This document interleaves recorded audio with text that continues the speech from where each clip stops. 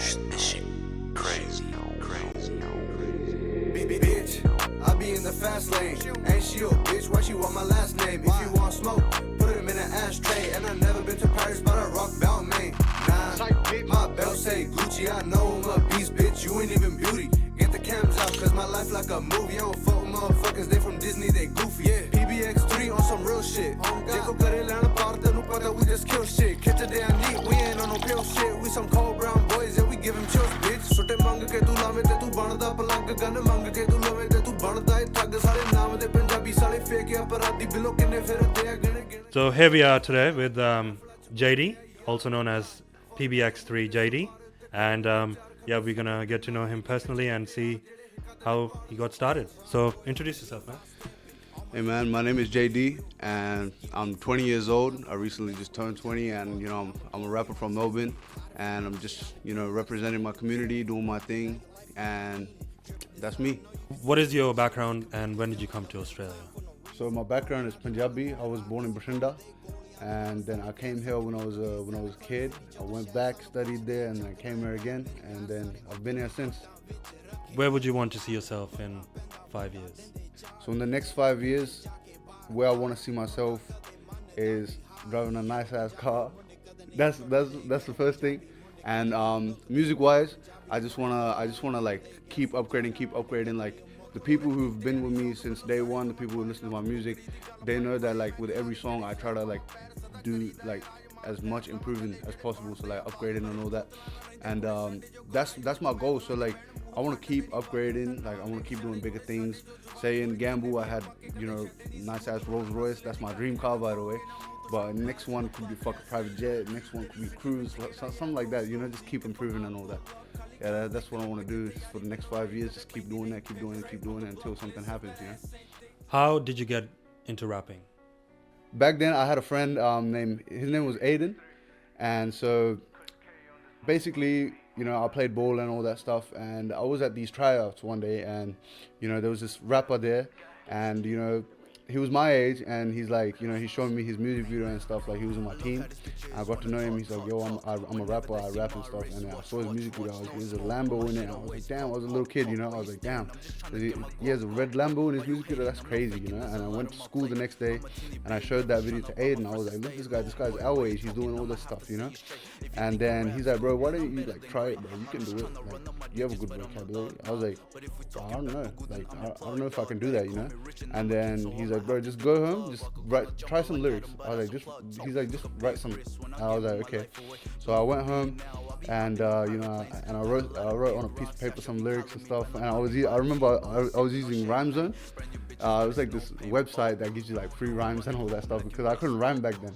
And then so I wrote my first verse and stuff, and I just left it there. The next day I went back to school and I showed it to him. He's like, oh, yo, it's pretty fire.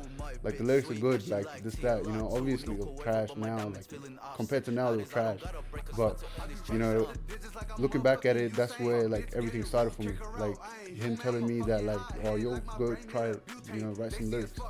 And then, yeah, that's how I got into rap. I've never seen a young Punjabi rapper doing West Side LA rap before in Melbourne. So how did you get into that?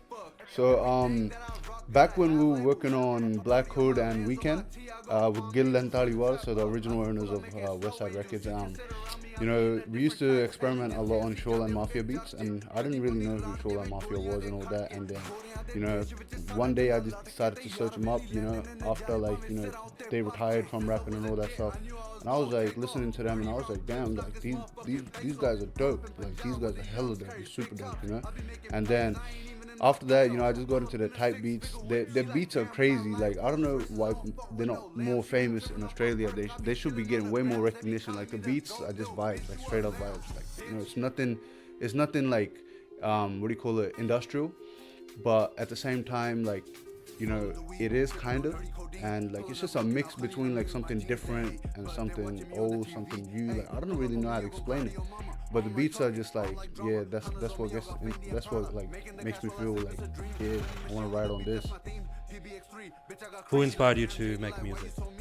So initially back when I was about 15, 16, saw this rapper named Lil Mosey. So this is before I saw Sidhu and all that stuff. There's this rapper named Lil Mosey, and he was like blowing up while he was like 15, 16. And I was like, damn, like, I just started writing at that time. And then I saw his music and all that stuff, and he really inspired me at the time. He blew up, and I saw everything he was doing, tours in Australia and all that stuff at the age of like 17, 18.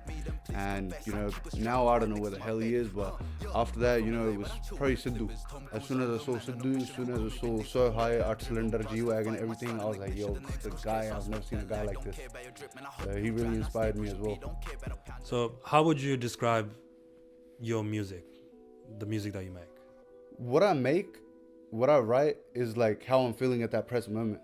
So say if I write something like sad or like something sometimes when I'm annoyed, I write something like to get all the frustration out on the paper, and then that translates into a song, into like that specific vibe. And for example, with Cold Brown Boys, at that time I was like, really happy and all that stuff, and I was turning up and stuff. So I was like, let's make a dope ass track called Cold Brown Boys. And so all that song is like shit talking, confidence, all that type of stuff, just having fun, just enjoying life, just enjoying what we got. So that's how I would describe my music. Like, it's just whatever I'm feeling in that present moment is what translates into the song. What is your favorite song by yourself? It has to be. Okay, this is really hard because Cold Brown Boys is Cold Brown Boys. Like, that's the favorite song. That's like an OG track now for me. And then there's another unreleased song called Which One? And it's barely anyone has heard it yet. But that's the one song that gives me that Cold Brown Boys type of feel, and like that vibe again, like that, that I'm really actually enjoying the song. And so if I had to pick between like unreleased and released, okay, released I'm gonna go with Cold Brown Boys, but unreleased I'm gonna have to go with Which One? If you could open for anyone, who would be an artist that you would love to open? Look, if you know who I would choose if he was still alive, like R.I.P. Sidhu. But if I wanted to open up a show for someone now, it would either be Nav, or I would say anyone from Shoreline Mafia, so Jeezy or Phoenix Flexin, one of them two. What artists would you like to collaborate with in the future? In the future, 100%, I would have to go with like Mike Sherm, Phoenix Flexin, Blue Bucks Clan, and all those like LA rappers and stuff. Like right now, I got a collab going with the LA rapper. His name is Illa, and we're gonna get a song ready soon. We're gonna release that and see how it goes. And then yeah. What kind of thoughts do you get when you're writing music, when you're making music? So it's not really like that I get thoughts. It's like more like I put my pre-existing thoughts into the music, So whatever I'm thinking, I just put it into the song and make a track out of that. This is a good one. What song did you write the quickest? What was the song that you wrote the quickest? Well, it has to be Which One? The unreleased one. Like barely anyone has heard that yet. And I wrote that song. I wrote it, selected the beat for it, and recorded it in a matter of like 38 minutes. So that's my quickest song. And it was the middle of the night as well.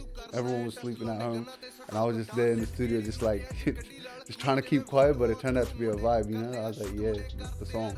In a perfect world, what are your music goals?